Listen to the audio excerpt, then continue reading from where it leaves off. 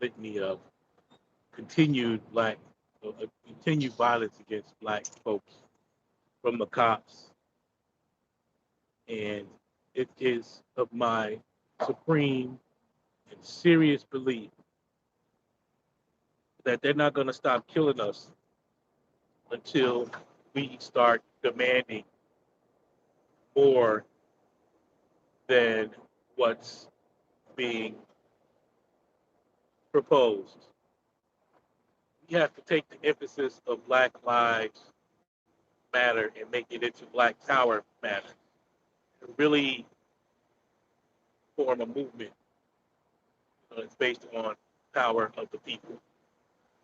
What's up, Yogi? How you doing? Um, I think until the community has control over the police, hiring, firing, review, like true power, it's going to continue.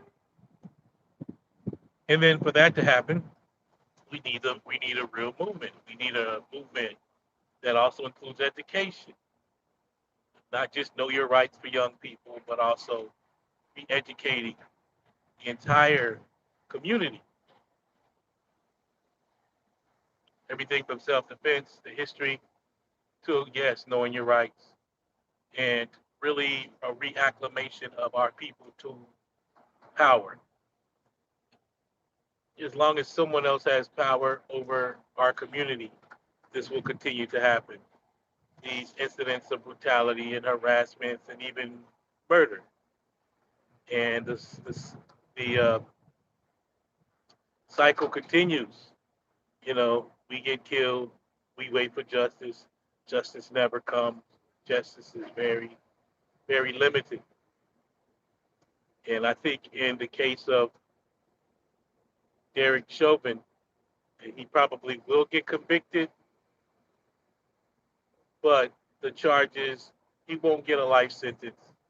He won't get a long sentence, but they have to make an example out of him. Plus, his lawyer is really not good, and I think he will be able to appeal his decision. He get a better lawyer, and he may get a few years tops. But again, we sit around and wait for the police to be accountable. We sit around and wait for the blue line of silence to be broken. Or I would call it the blue line of violence.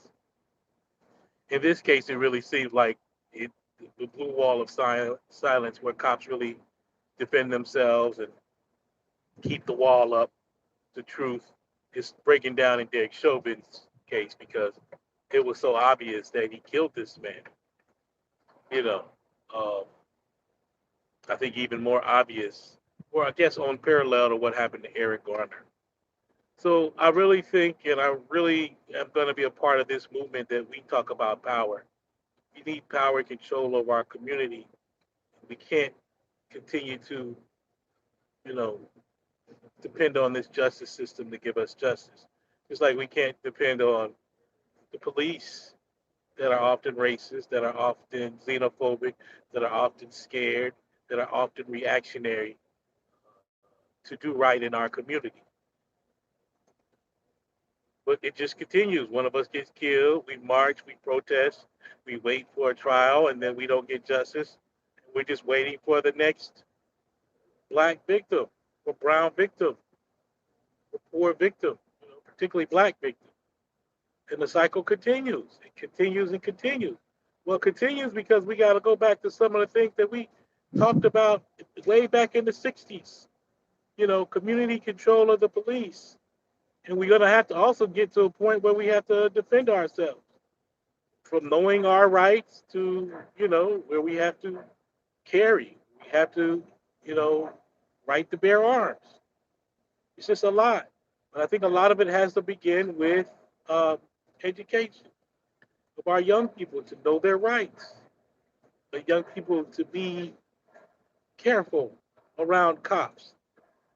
And by no means am I blaming young people for their deaths, including the young man that was just killed in Minnesota.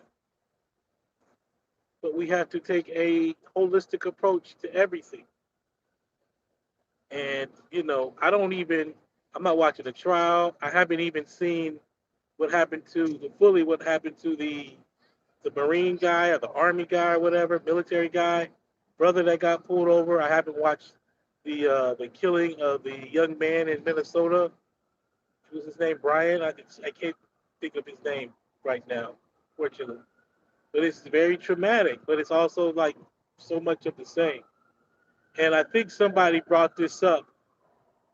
Maybe it was Tamika Mallory or my son, both of whom I don't always agree with. But they said that after uh, it was Felipe Castile, the brother Castile, Philandro Castile was killed. They offered uh, the police department $16 million to retrain them. And the young man that was killed by the cop that reached for a taser instead of a gun had been on the force for 20 years. You know, and how does this happen? So I don't think that we are mixing the events. I think that if you look at it holistically, there's just a pattern that happened. And $16 million to train since Philandro Castile was killed. $16 million was committed. That was 5 years ago. And the cop that just killed this young man um, been on the force for 20 years. And how do you mix a taser with a gun if you're on the training for 20 years and she was decorated and all this other stuff? So yes, I do know that the events are different, but we have got to look at things holistically. Anyway, I gotta go right now. I'm got to get back to work, but I'll definitely holler at you guys. I'll do a part two to this.